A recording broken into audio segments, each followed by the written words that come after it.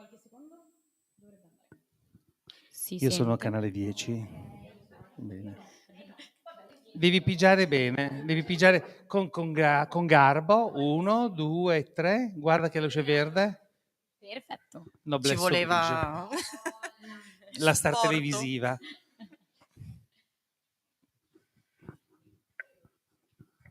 Buonasera e benvenuti a tutti. Grazie per essere qui intanto. Questa sera, per i Martedì del Food di Italy Post, ci sarà la presentazione del libro La Gioconda al cucchiaio, come si può ben vedere, di Sara Pessato, che è appunto l'autrice del libro e fondatrice del brand di Gigetti, in dialogo con Marco Valletta, chef e insegnante di cucina. Sì. Benvenuti. Grazie a te, Grazie. tesoro. Allora, parlando di questo libro, curioso e molto originale direi, la prima domanda è questa. Come è venuta questa idea di scrivere appunto di arte e di cucina? Perché se è pur vero che cucinare è un'arte, questo ricettario rappresenta proprio appieno questa espressione. E come mai hai scelto di riprodurre fedelmente le opere originali e non di creare solo un rimando a quella che è l'opera, ma proprio di riprodurla fedelmente, appunto? Come ti è venuta questa idea? Allora, l'idea nasce una ventina di anni fa, in realtà, poi varie vicissitudini non me l'hanno fatta concludere. Negli ultimi anni ho avuto la possibilità di studiare tanto, di mettermi molto più in gioco dal punto di vista culinario, quindi uscire un po' dalla mia cucina, dalla mia zona comfort, dove gli amici hanno sempre gioito, però a livello professionale non ero mai riuscita a farlo diventare un lavoro vero e proprio. E in tutto ciò la mia carriera mi aveva portata per tanti anni ad avere a che fare con il mondo dell'arte, quindi io ho iniziato come curatrice di alcuni artisti emergenti, ho lavorato a Milano, ho lavorato a Roma, mi sono trasferita a Roma, lì ho gestito degli spazi culturali, delle gallerie d'arte e quindi questa passione per l'arte c'è sempre stata in me, sempre respirata anche un po' da bambina, anche in casa, come ho respirato l'arte culinaria, come dicevi tu, perché io sono molto fiera di possedere ancora il mio primo grembiule da cucina, che è alto così, avevo 5 anni quando me l'hanno regalato e quindi io ho sempre potuto sporcare la cucina finché ho voluto. Volevo unire queste 2 cose, perché sono le mie 2 passioni in assoluto più forti. Volevo trovare il modo di unirle, però in un modo molto anche accattivante, perché come dicevi anche tu, ho scelto di riprodurre fedelmente delle opere d'arte, che è difficile, cioè non è proprio così semplice, però volevo trasmettere anche tutto ciò che sta dietro a quello che gli autori, a questi artisti, che son tutti nomi che nessuno non conosce oggettivamente, volevo, trasmettere la loro conoscenza, sì, un po' di falsa modestia ce la mettiamo in tavola, volevo proprio trasmettere tutto quello che loro avevano messo nella loro opera d'arte, fare lo stesso in un piatto, che fosse da mangiare però, che non fosse solo da vedere, ma fosse da vivere a 360 gradi. Quindi così. Essendo un po' anche noi artisti, quindi Certo, riproducendo queste opere. assolutamente. Chiedo invece ad entrambi, qual è stato quindi, citavi prima il fatto di essere stata curatrice, qual è stato il vostro percorso culinario e quindi anche culturale e se la cucina vi accompagna dall'infanzia o è stata una disciplina che avete scoperto negli anni e successivamente? Tocca a me? Per Prego. la pari diversità, prima le donne, Va poi i bene. maschietti. Questa stavolta lo accetto, dalla prossima no.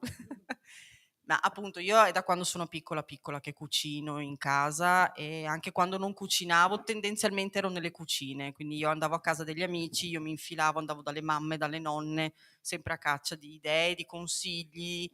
Poi io sono nata a Treviso, ho sangue modenese, ho sempre girato molto l'Italia, anche lavorativamente parlando. Quindi ho vissuto a Ferrara, a Milano, ho visitato il Monferrato, ho vissuto a Roma, a Rieti, quindi ho avuto la possibilità di conoscere veramente tante culture diverse dal punto di vista del cibo e ho sempre fatto tanto da mangiare, perché a me è sempre piaciuto far tanto da mangiare, quindi erano epici i miei pranzi della domenica, perché anche 30 persone, tanto si stava in giardino, quindi andava bene tutto. E quindi per me la cucina è sempre stata. Ho voluto adesso finalmente dare libero sfogo alla mia creatività artistica in cucina e farlo diventare il mio lavoro. Ce l'ho fatta. Hai visto? E ce l'hai fatta benissimo, devo dire. Tutto da bambini comincia, no? Perché bisogna seguire i propri sogni. Gli adulti dovrebbero educare i propri figli, i propri piccoli, i propri pargoli a coltivare il sogno, facendo capire che i sogni non vengono così, strucca bottone salta macaco, no? Ma i sogni vengono perché uno si allena, studia, progetta, si mette in gioco, si confronta, gira, si allontana. Allora, se c'è la fatica, no? Il piacere di essere protagonisti dei propri sogni, significa che prima o poi qualcosa tu raggiungerai e questa è una cosa molto bella. E la cucina è una delle cose più belle. Tutti i lavori sono dignitosi, importanti, straordinari, ma la cucina c'ha qualcosa che altri lavori non hanno.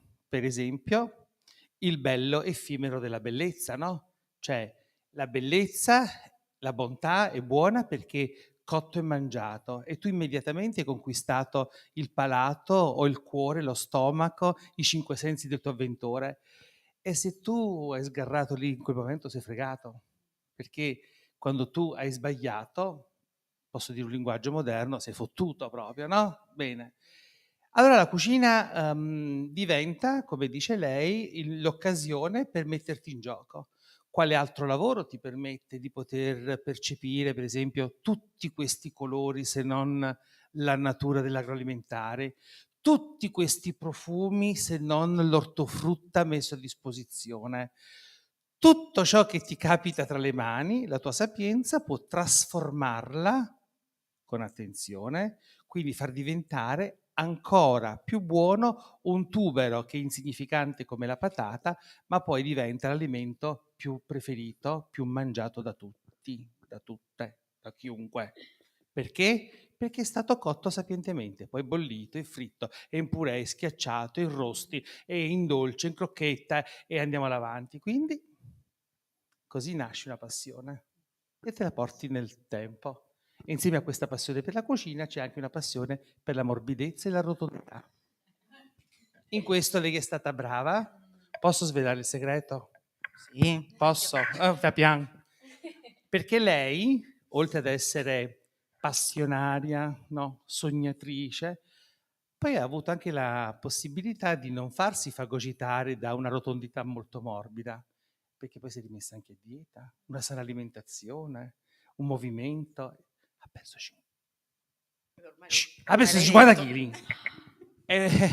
Perché? Perché conosce con sapienza gli alimenti. Quindi la cultura diventa anche benessere. Essere fisico e L'applauso me lo mentale. fate per favore perché sono timido, ma anche alla nostra... A entrambi. E insomma, quindi cucinare, l'abbiamo detto, lo sappiamo tutti, ha più fasi. Ne parlavamo prima, no? Ha una fase primordiale che è quella, diciamo, dello studio, ha una fase preparatoria, la realizzazione e poi l'impiattamento. In questo libro volevi rendere l'impiattamento il passaggio principale e quello più importante o non è così? O comunque cucinare richiede appunto attenzione in tutti i passaggi dall'inizio alla fine e hai voluto mantenere questa metodologia? Raccontaci un po'. Ma allora, la parte studio me la son presa io. Voi trovate le Ci hai ricette pronte. risparmiato Esatto. un po' di tempo. Diciamo che c'è tanto studio, perché le ricette sono semplici da preparare, ma studiate per essere semplici da preparare. Io ho volutamente fatto in modo che chiunque potesse eseguire i passaggi che ho descritto nel libro. La fase dell'impiattamento da un punto di vista meramente estetico, sì, è la più importante, cioè il libro è la Gioconda al cucchiaio, non è il risotto al cucchiaio. Quindi sicuramente la parte estetica predomina in questo libro, però per me è molto importante che sia molto chiaro che la parte del gusto è fondamentale. Per ottenere un gusto devi avere studiato tanto. perché vuol dire che hai capito qual è l'alimento migliore, come cucinarlo, come usarlo, perché io in questo libro non ho mai usato coloranti di nessuna natura, se non quelli derivati dagli alimenti. Ho una Su, grande incoraggiate, sostenibilità. incoraggiate. L'applauso merita, è giusto. Perché la Dobbiamo... natura ci dà tutta la gamma possibile di colori, bisogna studiare, non ci si può improvvisare, perché è vero che il verde viene abbastanza spontaneo dire spinacio, grazie, ok, è abbastanza facile e tra l'altro abbiamo la cucina italiana ricchissima di ricette dove il verde è dato dagli spinaci. Diciamo che già cominci a dire ma mi serve una certa tonalità di blu, lì ci vuole magari 3 mesi per ottenere quella tonalità di blu, mantenendo il sapore, mantenendo la consistenza, la purezza degli alimenti. Quindi sì, la fase di studio appunto, state tranquilli, me la sono gestita io, sono impazzita io, ho fatto tutto.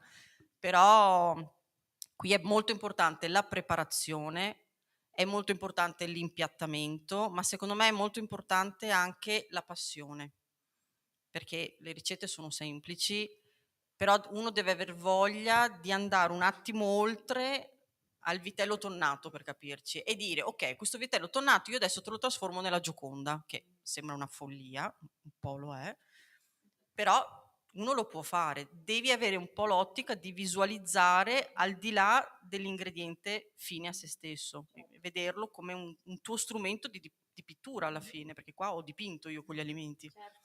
Un po' come gli artisti stessi Sì. che dal colore, da una tavolozza bianca, ne ricavano appunto poi l'opera d'arte. Noi con gli ingredienti facciamo lo stesso.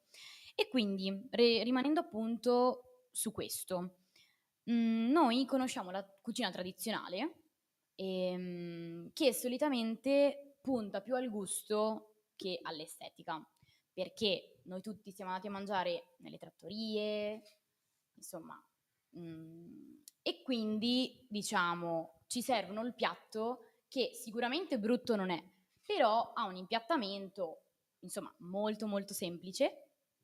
Invece tu hai voluto fare un lavoro che è diverso, no, rispetto a quello che la cucina italiana, tradizionale, locale fa di solito, però mantenendo le ricette tradizionali. Sì. Come sei riuscita a cambiare questo paradigma? Come hai fatto? E raccontaci un po'. Ma proprio perché volevo trovare la chiave, come dici tu, per prendere dei piatti veramente basici. Allora, la prima ricetta è una ricetta toscana, sono le salsicce con i fagioli. Cioè, abbiamo 2 alimenti che più basici da trovare ovunque, Reperibili, sì, certo. economici, reperibili ovunque. Io ho detto, ok, diamogli quel guizzo in più. Un mio amico mi ha detto, guarda che qui ogni tanto li servono dentro la pagnotta. E io, siccome poi veramente un po' di componente anche di follia ci deve essere negli artisti e quindi ci deve essere, io ho visualizzato la copertura di una pagnotta come lo sfondo delle grotte di Lascaux. Lo so. E quindi ho visualizzato quello, ho visualizzato l'uro, che è la figura più famosa in assoluto, e ho voluto prendere veramente una ricetta semplicissima, però ho immaginato una persona, io immagino sempre di invitare qualcuno a casa mia, perché come giustamente lui mi ha fatto notare, io adesso casa mia è diventato il mio ristorante, quindi io immagino sempre di invitare lui a cena e di volerlo stupire in qualche modo, quindi di proporgli una cosa buonissima, perché ragazzi quella ricetta è buonissima, ve lo dico, è una cosa buonissima, però tu gliela metti davanti, uno dice wow, ma senza dover andare a cercare tecniche particolari, attrezzature particolari che onestamente in pochi si possono permettere sia economicamente sia a livello di studio. Cioè, insomma, sono categorie proprio diverse, ecco. E quindi ho pensato a chiunque che possa invitare un amico, un parente, dargli l'effetto wow, ma usando fondamentalmente le mani in cucina, senza cose troppo strane, moderne, tecnologiche, che Quindi, io per prima non ho. questo è un invito a comprare il libro, dovete comprare almeno 3 copie perché così lo regalate anche agli altri, Esatto. perché questo è fondamentale, cioè questa espressione di Sara è farti capire che non occorre sbalordire con effetti speciali, ma attraverso l'immaginazione di quell'alimento che è buono, che è semplice, che è di territorio, che è di identità. Se tu poi dopo hai un po' di cultura artistica, ecco che la mente bipolare tra arte e cucina, la mente bipolare ha messo insieme i due emisferi, no? E li ha resi un tutt'uno, cioè buono e bello, boccone dopo boccone. Questa è figa, questa me la tengo Segna, Questa la io. qualcuno la segniamo. scriva. Questo me la scrivo. No, sono abituato, basta, che dopo ingrasso. No, Ma tu no. se vuoi far partire l'applauso puoi, cioè, non è un problema. No, ma noi vorremmo farvi capire che c'è una forte intesa, perché tu adesso ci dovresti chiedere una domanda. Ma come vi siete conosciuti quindi? Vado io. Vai tu. Vado Io poi io. metto i puntini Le sulle chiuse. i. Sì, dai. Allora, io ho telefonato a Marco qualche anno fa perché dopo l'esperienza romana ero tornata a Treviso e ho detto: ok Sara, adesso cucini. E quindi ho cominciato a seguire corsi, prendermi tutte le certificazioni che servivano, eccetera, e avevo il grande sogno di aprire un'osteria. Anche lì una cosa, volevo che fosse la tipica osteria veneta, nel senso cicchetti, cose veramente anche lì basiche. Io sempre lì torno alla fine nella mia cucina, però avevo bisogno di qualcuno che mi dirigesse, perché io parto sempre dal presupposto che alla base di qualsiasi cosa ci deve essere tanto studio, tanto impegno, ma anche le persone giuste che ti insegnano le cose nel modo giusto. Tramite un'ulteriore persona ricevo il suo numero di telefono, lo chiamo e dall'altra parte ho trovato una disponibilità totale e quindi io e lui ci siamo conosciuti perché io sono arrivata in ufficio da lui e gli ho detto: io vorrei aprire un'osteria. E lui mi ha detto: e io sono qua pronto ad aiutarti. E quindi è stato meraviglioso. Io qua farei l'applauso perché Perché, perché nasce dall'idea, come abbiamo indicato, no? I suoi sogni, la sua grinta, la sua ecletticità, in effetti è questo. Però la cosa bella è che il libro è uno strumento, poi ne verranno anche degli altri probabilmente, è uno strumento perché è lo strumento che rappresenta il modus di vita di Sara. Lei è fortemente arricchita da entusiasmi della vita. Appunto, ti ha detto, l'hai vista, ha girato mezza Italia, tutta Italia, insomma, ha girato. Bene, ma e che cosa fa poi dopo? Cosa vuole fare? Vuole aprire un ristorante, un'osteria, una trattoria, che poi non ha aperto. Non ha aperto, perché poi per diverse vicissitudini ha capito che lei poteva fare e dare anche altro. E poi ha concretizzato con il suo ristorante Pret-à-Porter, perché ciascuno di loro compreranno minimo 3 libri a testa, 4, anche 5, li regaleranno e dite mangiatevi le ricette di Sara. È così? assolutamente. Boh, avete visto che suggerimento meraviglioso? Avanti. Esatto, quindi tu hai portato quello che voleva essere il tuo ristorante a casa di tutti. Esatto. Partendo da casa mia a Esatto, casa di tutti. a casa di tutti i tuoi potenziali clienti, insomma. Invece una domanda per Marco. Mm. Tu sostieni che saper cucinare è un'espressione ben diversa da far da mangiare, Mm. no? E ci vorresti spiegare la differenza? Cosa intendi con sono due cose diverse? Allora, la necessità quotidiana è quello di alimentare un corpo. Ci può essere il corpo di un atleta, il corpo di una ballerina, il corpo di un musicista, di un falegname, di un idraulico, di uno che asfalta la strada. Quindi ciascuno di noi ha una necessità alimentare che è legata al mangiare. Nella quotidianità, però, tutti coloro che si improvvisano in cucina, perché single, la casalinga perfetta, l'uomo che manda la moglie a lavorare e vuole cucinare lui a casa, quindi il mondo domestico, apre il frigo e mette la sua fantasia e mette insieme qualcosa e costruisce, no? Costruisce la sua ricetta, ma in un modo di necessità, di io faccio da mangiare.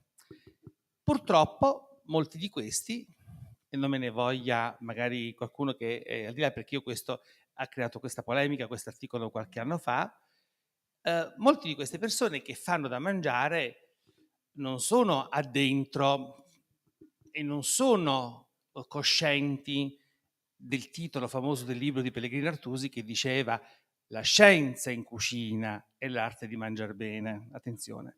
e quelli sono quelli che fanno da mangiare, dignitosi, rispetto, tutto quanto, ma cucinare invece è un'altra cosa. È porsi il problema: a chi devo far da mangiare? Che cosa propongo? Come tratto quest'alimento? Perché faccio così? Quindi, in maniera molto semplice, il professionista, la signora Maria brava, la single piuttosto che il casalingo di turno, possono anche loro cucinare, ma con una sapienza e un coinvolgimento di corpo, spirito e cuore nel cucinare.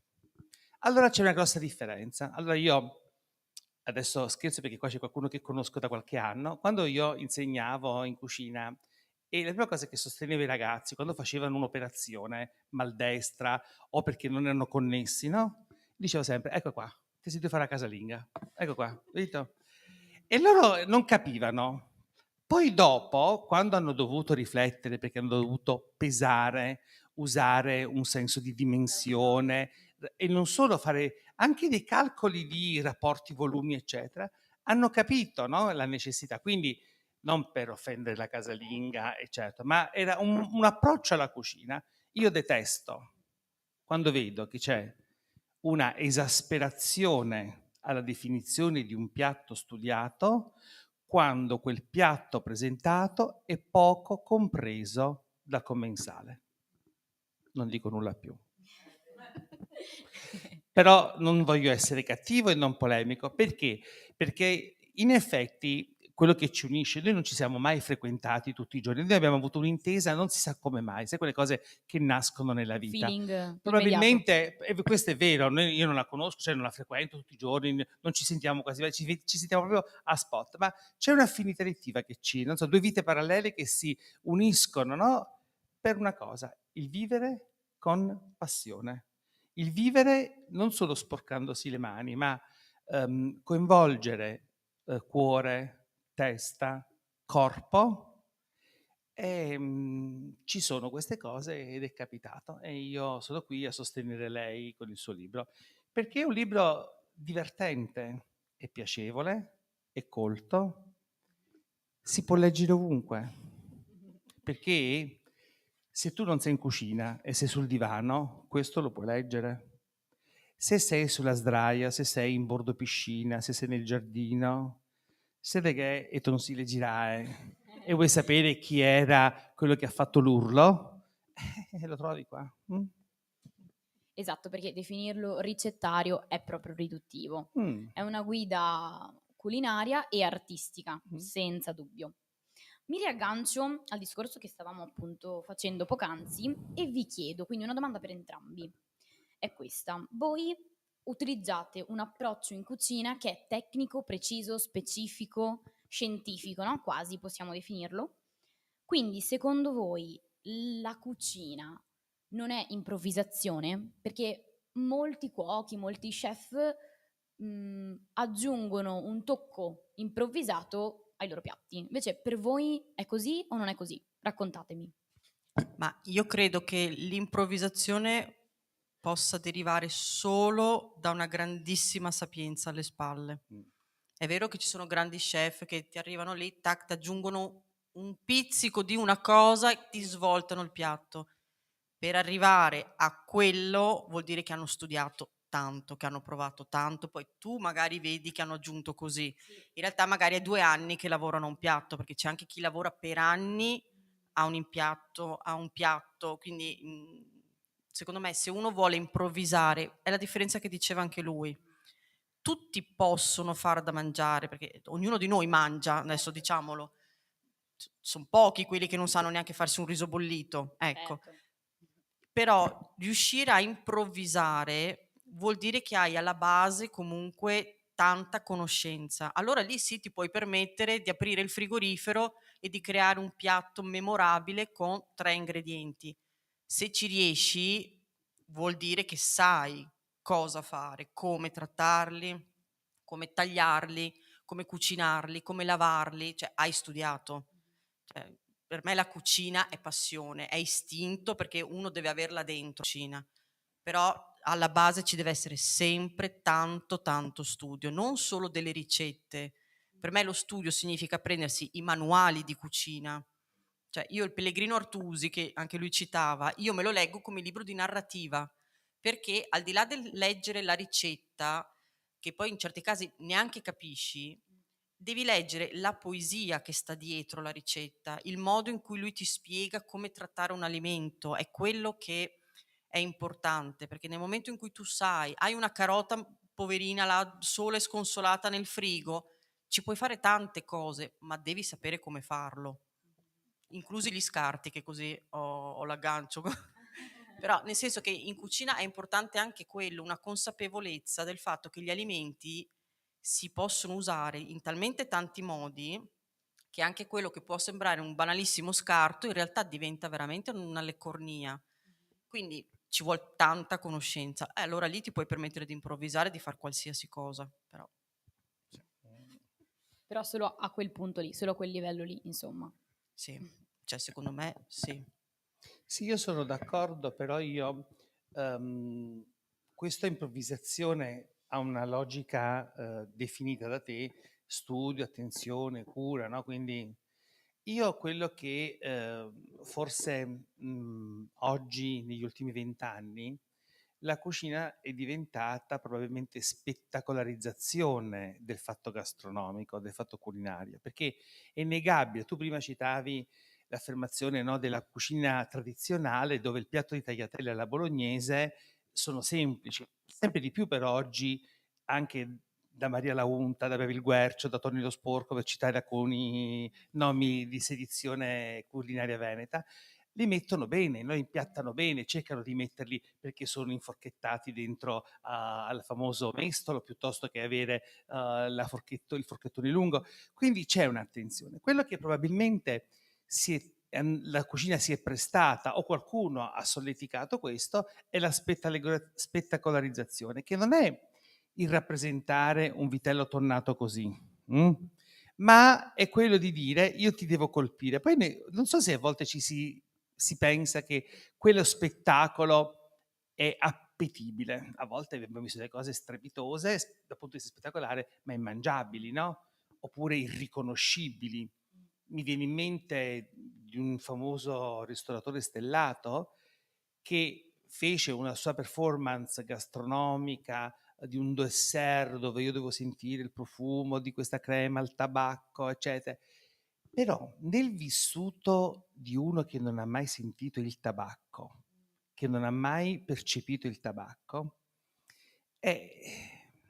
l'abbiamo, permettetemi il termine, stuprato, lo abbiamo maltrattato o lo abbiamo sedotto? Questo non lo so perché diventa da noi, però una cosa molto semplice, magari noi quando eravamo bambini sentivamo il profumo della foglia di pomodoro, oggi i ragazzi di 14-15 anni, anche quelli di 30, sempre ragazzi sono, non sanno la differenza tra basilico e prezzemolo. Allora ci sono tante cose che ci spaventano un po'. Allora la cucina deve un po' riappropriarsi di un valore, cioè un valore di identità, di riconoscibilità, di un'appetibilità che io capisco. Infatti non per niente tutti quanti poi i grandi chef alla fine che cosa fanno? La pubblicità degli spaghetti col pomodoro, no? Perché poi alla fine il pomodoro cotto 4 minuti, fresco, il basilico subito dicono messo l'ultimo minuto prima di andare in tavola, quello è un godimento, quello è il cibo. È chiaro che io sto facendo una estrema, però bisogna stare molto attenti. Io non sono uno chef stellato, un cuoco stellato, io mi sono sempre definito Marco Valletta un cuoco, no? Infatti il cuoco di Casalice quando sono in trasmissione, piuttosto che il cuoco sulla rivista, perché io sostengo che la parola cuoco, no? Cuoca, perché poi dico sempre che tra maschi e femmine non c'è differenza. Indossi la tunica bianca, siamo tutti compagni. Siamo professionisti. Il cuoco ha un'identità di passionalità. Cioè, io sono passionario al cibo. E questo è quello che secondo me bisogna riappropriarsi. Mi voglio mangiare il coniglio in teccia di una volta. Però il coniglio non che sia come una volta, non che sia teccia di una volta, però voglio capire che mangio il coniglio con la polenta, piuttosto che vedere l'anima del coniglio in sfoglia croccante con somare buona È vero, no, ci sono delle cose che sono secondo me orripilanti, una cosa incredibile. Poi uno vuole essere, dico io, tu vuoi essere colpito in cucina, vai fuori, chiamati una banda di delinquenti, fatti pestare di botte. No, è un gioco piacevole questo, non me ne volere. No, no. Non stiamo parlando del tuo libro, però stiamo parlando di una cosa che ci accomuna, no? La ricerca di un gusto identitario. Certo. Se parlo troppo tu mi devi fare così, Va bene. Quindi torno a Sara e ti chiedo, molte persone potrebbero potenzialmente essere spaventate, forse, da questo libro in una certa misura, perché uno si domanda, sì, però io non so cucinare, non so dipingere, non so disegnare, insomma, è inadatto per me, no? Magari una persona si potrebbe chiedere questo. Quindi io ti chiedo, è per tutti questo libro, anche se non ho uno spiccato approccio, comunque senso artistico, non ho particolari competenza o abilità. Posso. Assolutamente sì, perché ci sono riuscita io. Perché io, se mi date una matita in mano e un pezzo di carta, non vi so disegnare neanche una faccina, neanche lo smile. Cioè, proprio sono proprio a livelli basici. Io riesco a disegnare con il cibo, ci sono i trucchi, ma tanto ve li dico, cioè, sono proprio svelati proprio platealmente. Nel senso che io, per esempio, ho usato tantissimo una matita e la carta forno. Quindi 2 cose anche in questo caso facilissime da reperire per chiunque. Ti crei degli stencil. Certo, allora, ci sono delle cose che oggettivamente sono un po' più difficili, cioè sono realizzabili, ci vuole un po' più di concentrazione, mettiamola così. Però veramente io non sono un artista nel senso più artistico, scusate il gioco di parole, del termine. Io veramente non so disegnare, ma da quando sono nata, cioè non son mai stata in grado. Io se avevo bisogno dei miei nipoti piccoli, tanto per capirci. Però con il cibo puoi creare, appunto, ci son dei trucchi. Io non so, il ritratto di Dante, tanti mi dicono: "Ma mi sa che è difficile." Dico: "Guarda che una volta che hai lo stencil, ti sei ritagliato la sagoma del viso, ti sei ritagliato la sagoma della tunica, praticamente il gioco è fatto", perché è esattamente così che ho fatto io.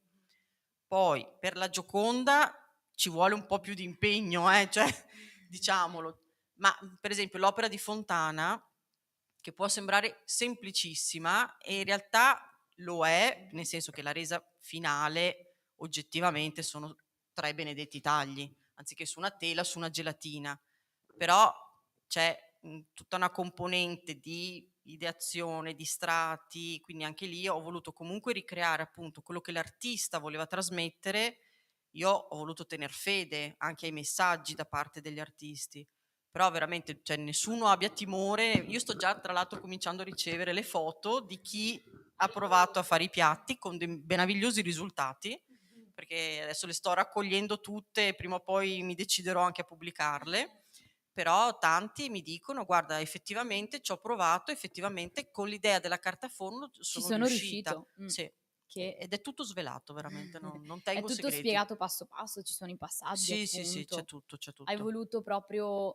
E ti chiedo, a proposito di questo, non hai voluto, diciamo, tenere un po' il "segreto", tra virgolette?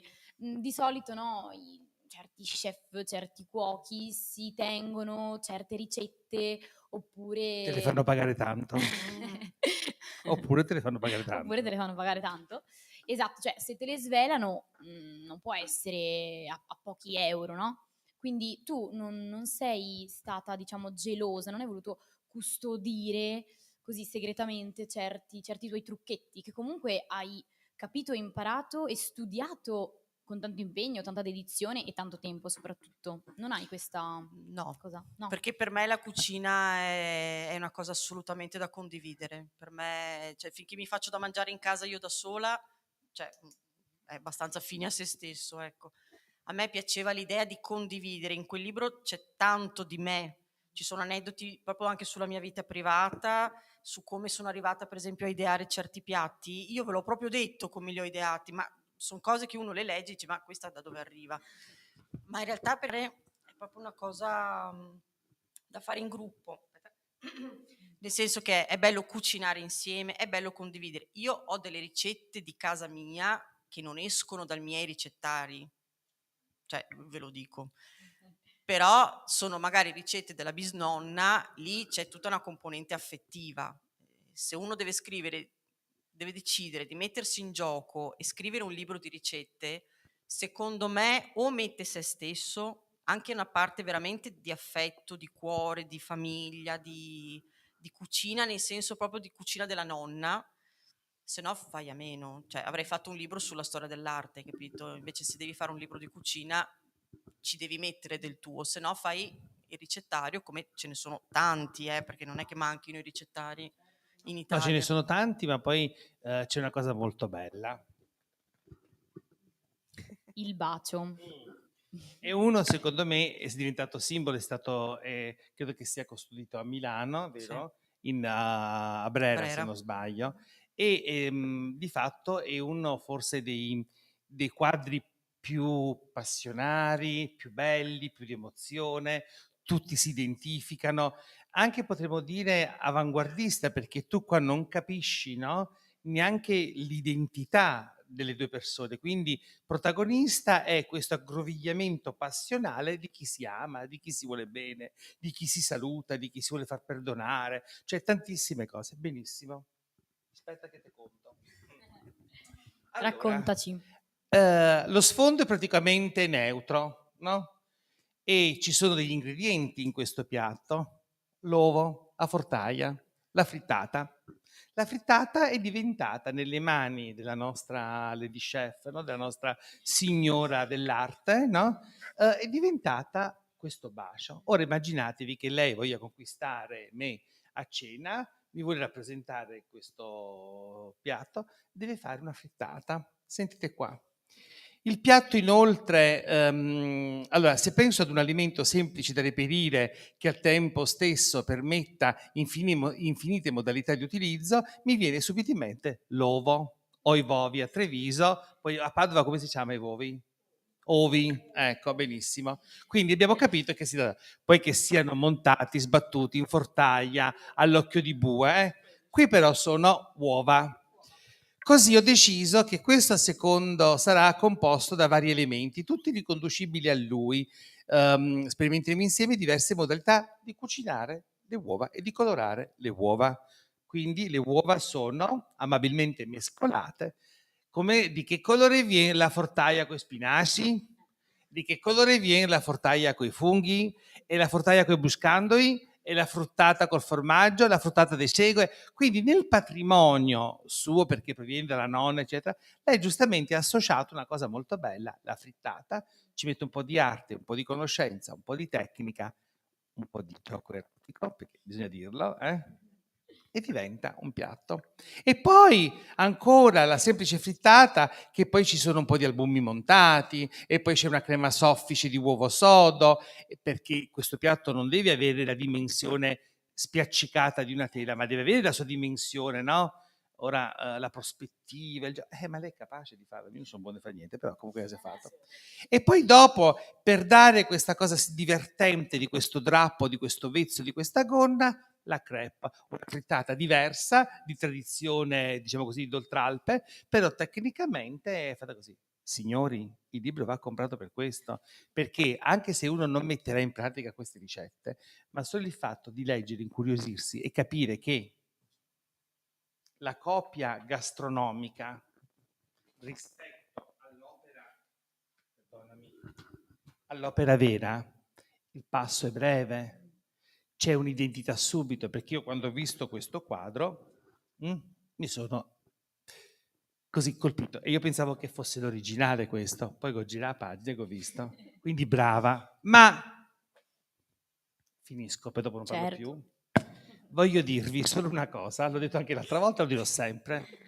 C'è un quadro che detesto, ma proprio odio, mi fa paura, mi dà fastidio, credo che sia stato il mio incubo. e questo vorrebbe fare anche mangiarmelo. Io questo è un qua che non L'urlo sopporto. di Munch. È angosciante. Io dico che bisognerebbe censurarlo, perché quest'idea di questo spavento, forse sono stato turbato da bambino, però e lei me lo vuole far mangiare, neanche a morto. Scommetti che te lo faccio la prima volta che vieni a cena? Neanche a morto. È una sfida. Sì. Accetti la sfida? Sì, già vinta. Già vinta? Vi manderemo le foto, vi faremo vedere le foto.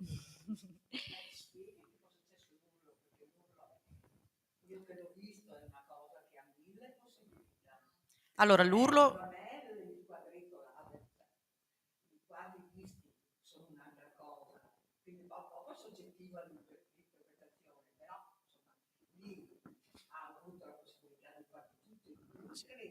Allora, l'urlo è uno dei pochi dolci del libro, perché volevo dare un netto contrasto appunto tra questa angoscia. Fa ingrassare il Non dolce. è che per me sia un quadro rilassante l'urlo, nel senso che... No, nel senso volevo proprio dare un contrasto fortissimo tra l'angoscia che trasmette l'opera d'arte e la dolcezza, ma anche lì ho fatto delle cose veramente... Cioè è una torta margherita e poi io per dipingere... Sì, sì. C'è la Già ricetta, questo- l'ho fatta anche domenica tra l'altro. Già questa è un'impresa. Sì.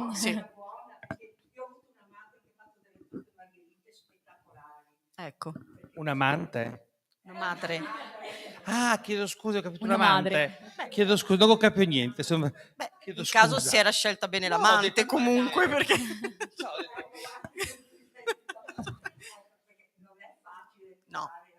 detto- No, assolutamente no. No, io dopo l'ho voluta ovviamente personalizzare un pochino, quindi poi per esempio l'ho bagnata con un infuso alla menta e tutta la parte dipinta è letteralmente dipinta ma con creme e pasticcini di diverse colorazioni, sì. E quindi mi sono anche divertita un sacco tra l'altro a dipingere quel quadro lì, forse ho proprio esorcizzato tutta questa tensione, questo pathos dell'opera. Dopo mi tocca farmi a casa 40 km a piedi. No, te la faccio piccola. Ma la tutte crema cre- pasticcera, tutte insomma. Vero, è inquietante l'idea, però no, ma lei mi ha dato il là stupendamente per capire proprio questo, l'approccio all'impressione, no? All'idea gastronomica. Secondo me le ha dato una cosa divertente. E questo secondo me è anche l'originalità del libro, che non deve mancare. È il fatto che lei ha saputo, diciamo così, mitigare un'apparenza della forma rispetto ad una sostanza. E come diceva Gombrich, come critico d'arte, il concetto di limite. Il limite è dato dal piatto. Qui i prodotti non sono in un piatto, sono su una tavola. Lei immagini, lei è veneta, lei immagini il versare dal paiolo la polenta quando trasbordava dal tagliere e dove le nonne sagge non te la facevano toccare finché non si raffreddasse, è vero? E poi con il filo tagliavano. E signori miei, quella è poesia. Allora, come la poesia di un piatto elaborato dal punto di vista artistico, è proprio perché lei ha seguito la movenza del cibo sulla tavola, perché lei parla anche di convivialità, perché il bacio è rivolto a lui e lei che si incontrano, lui o lei, non ce ne frega niente, a due persone che si vogliono bene che possono mangiare quel piatto. L'urlo eventualmente si fa la notte di Halloween, piuttosto che comprare la zucca, che io non sopporto neanche quella, si fa l'urlo e si mangia il dolce, così, tutti quanti insieme col cucciaro e Segna via. per Halloween, sei a cena da me. Benissimo, perfetto. Organizzati. Siamo in orario? Sì, certo. Ci avviciniamo alla conclusione. Infatti volevo dire se il pubblico avesse eventuali domande, curiosità, può chiederlo, e che ci stiamo avvicinando appunto alla fine, quindi se ne avete preparatevele. Volevo chiedere a Sara, a proposito di questo, diciamo, connubio tra bello e buono, non hai, diciamo, paura o comunque insomma potrebbe succedere che qualcuno ti accusi di aver fatto dei piatti solo belli e non anche buoni. Tu come risponderesti a questo Compratevi il libro e assaggiateli. Assaggiateli. Ho avuto un suggerimento. No, allora, esteticamente è vero che uno può avere l'impressione di essere di fronte alla famosa edible art, che crea dei capolavori assoluti, perché io veramente non sono contro quella scuola di pensiero. Qui siamo proprio su un altro pianeta, se vogliamo dirla così, nel senso che l'edible art punta praticamente solo all'estetica. Qui si punta al gusto che poi viene piegato per ottenere l'estetica. Quindi se uno dice ma sono piatti solo belli, io gli dico ascolta, ma a te il vitello tornato piace? Sì, eccolo là. Cioè va un po' spiegato, nel senso che effettivamente uno magari lo può vedere e dice vabbè, questo si è messa a dipingere con i coloranti, è immangiabile. mangiabile. Secondo me se uno apre già dalla prima pagina, a parte che legge la sua prefazione, quindi già capisce che c'è un qualcosa in più in questo libro, ma proprio dal modo in cui io mi sono messa in gioco si capisce che è un qualcosa che va al di là della mera estetica.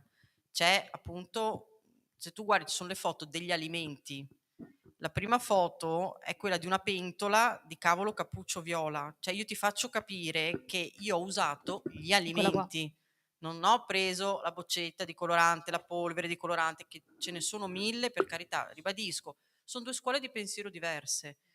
Però, come sta facendo vedere lui, io faccio fare un percorso dove parti da un alimento basico, perché il cavolo cappuccio viola, sempre là torniamo tra l'altro, alla basicità, io te lo trasformo in un qualcosa di blu.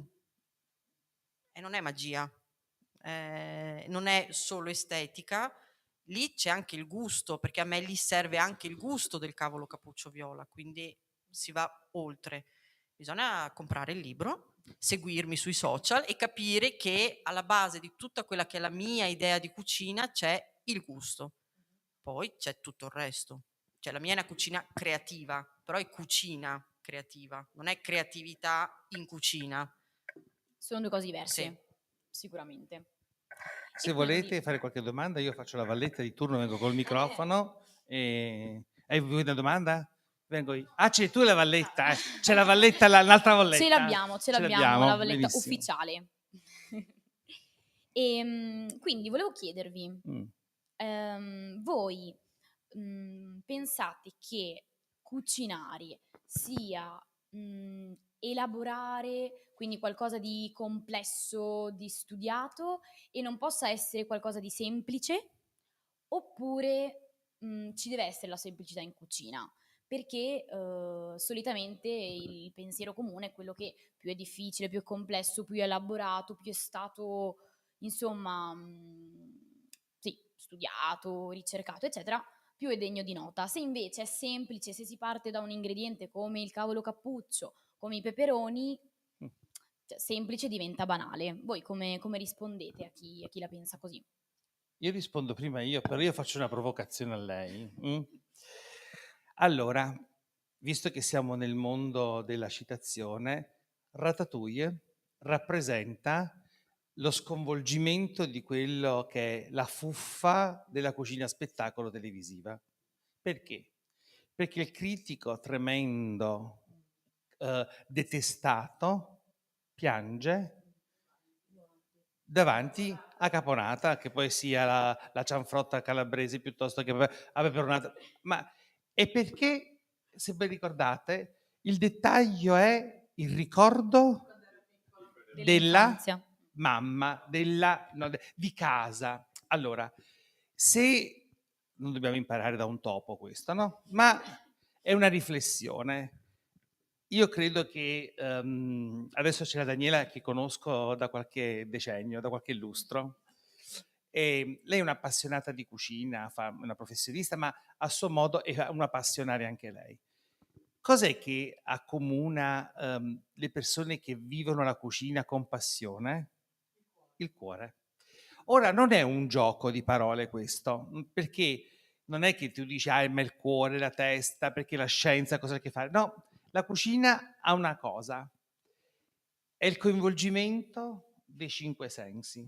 E quindi mi permetti che ti rubo questo minuto e ti dico, Saper prendere un radicchio fritto e poterlo portare alla bocca, il piacere più grande è ciucciarsi i dei. Perché quel gioco di succhiarsi le dita perché sono unte, perché sono sporche, perché così ti avvicini il profumo dell'olio fritto perché è buonissimo, così come il pezzo di grana, no? È una cosa che noi abbiamo fatto da bambini, che abbiamo conosciuto l'approccio di toccare con le mani. A volte ci si dimentica di questo. I detti che dicono come buono, alla regina Margherita piaceva mangiare il pollo con le dita, no? E c'è questo approccio particolare. Vedere Obelix che mangiava il pollo, la coscia. Allora, la cucina non è fatta, cioè ci sta che tutti ci sono le stelle 5, 6, non importa niente, ma la cucina è fatta di un rapporto personale. Proprio un rapporto dove, io dico sempre, la cucina è un fatto di gusto. Il gusto è personale e ognuno mangia. Brava, come che vuoi. Voglio di un'altra roba, ma va bene così, capito? Basta, non dico più niente. Insomma, allora, se il pubblico avesse delle domande, potete appunto farne. Prego. Mi si sente. Che voce. Volevo sapere se ciascuna opera è singola e quindi va dopo divisa con i commensali o se bisogna replicarla fiato per fiato. Allora, ce ne sono alcune che sono pensate come monoporzione, perché sono magari quelle anche un po' più semplici da impiettare, oppure che prevedono delle preparazioni che uno si può anche fare in anticipo, tenere in caldo, come si suol dire, e impiattare anche all'ultimo momento, perché un risotto ovviamente uno non è che possa farlo mezz'ora prima, ecco. Ce ne sono altre invece studiate come piatto conviviale, per esempio il ritratto di Teodora è una crostata di frutta, quello l'ho pensato come piatto conviviale, ma volendo anche da preparare a più mani e poi da sporzionare alla fine ognuno ha la sua porzione, però dipende, esatto, ognuno ha un pezzetto. Ricette per le singole situazioni. Sì, sì. Quindi Grazie. ci sono anche ricette che sono ricette fine a se stesse o anche ricette che possono essere un menù. Sì, sì. Bene, mi Fate un piace percorso questo. artistico Esatto, in un pranzo, in una cena. esatto. Artistico proprio a tutto tondo. Altre domande? Altre domande? Anche a Luca ha una voce grossa. No.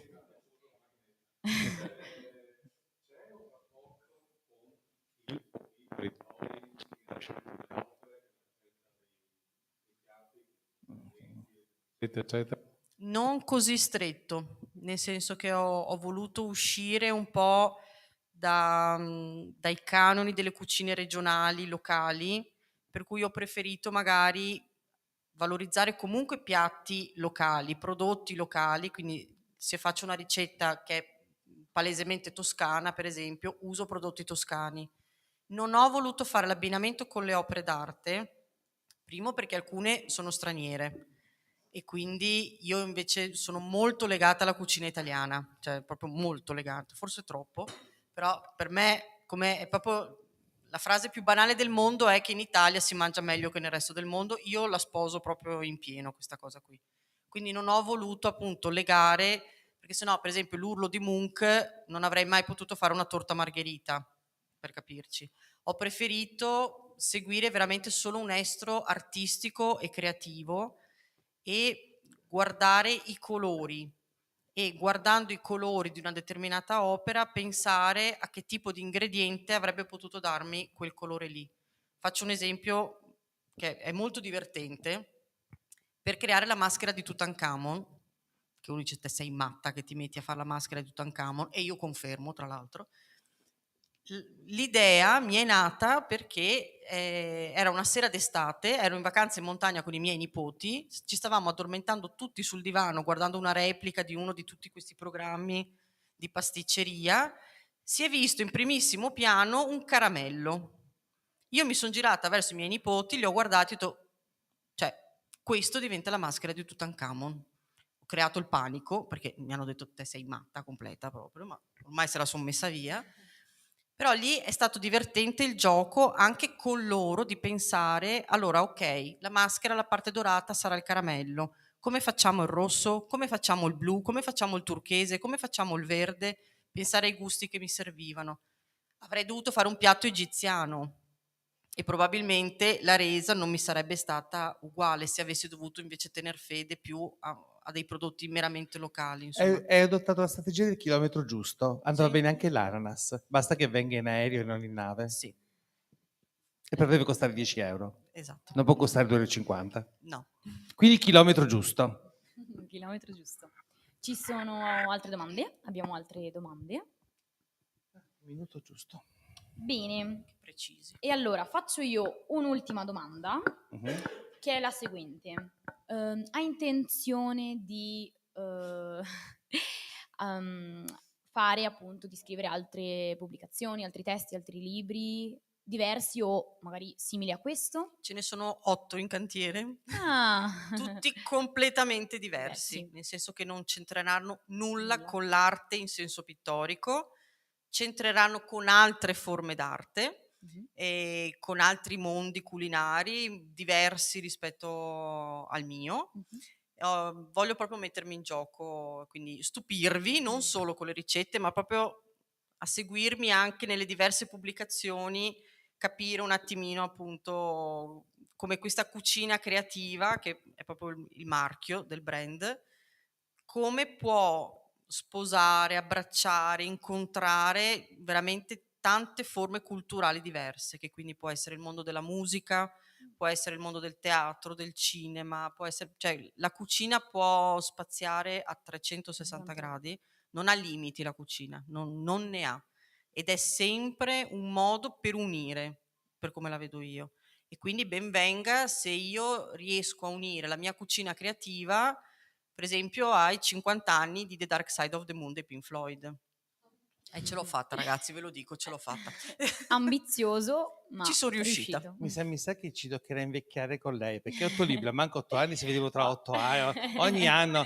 Cioè, Segna in agenda. invecchieremo con te, Fisso. invecchieremo con te. E siamo comunque ben contenti di Bene. farlo, se questa è la premessa. Allora, siamo giunti alla conclusione e ringrazio appunto Sara Grazie a te. e Marco per essere stati qui, il pubblico presente, e ci dirigiamo nella sala accanto dove ci aspetta un aperitivo e un brindisi. Ci sta. Applauso da